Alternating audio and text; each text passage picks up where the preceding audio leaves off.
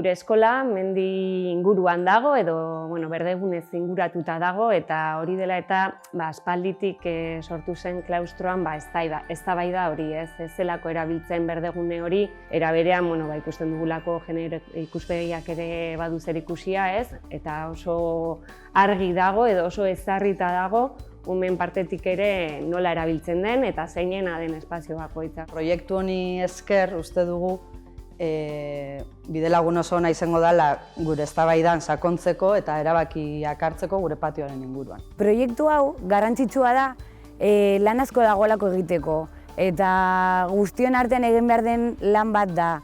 Ez da parte batetik edo bestetik hasteko, baizik eta danak elkarrekin eta helburu berdinarekin.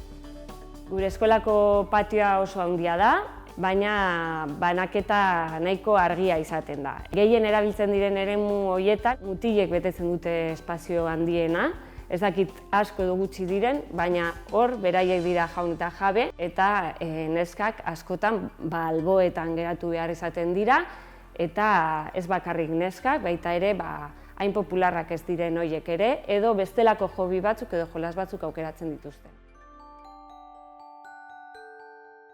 Aldaketa bat ematen denean uste dut zailtasun handiena askotan beldurrak izaten direla eta uste dut gaur egun gure egoera hori dela, urteak daramatzagu patioa horrela izaten, ez dugu izan inongo hausnarketarik, orduan orain aukera daukagula eta egon aldela aldaketa bat, ikusten da apur bat beldurra dago.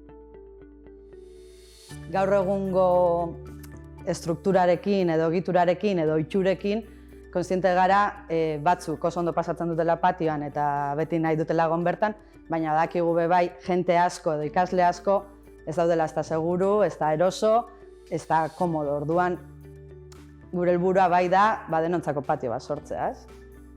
Prozesu honekin gustatuko litzaiguke berdintasuna lortzea berez. Baina ere bai parte guztiak pozik egotea, bai lanean daudenak, bai umeak eskolara datozela eta bai gurasoak ekartzen ditugula hona gure seme-alabak. Badakigu ez direla gatazkak desagertuko eta ez dugu ere imaginatzen dena perfektua izango denik, baina erraztuko duena eta mundu guztia integratuko duen patio bat gustatuko litzaigukeela lortzea.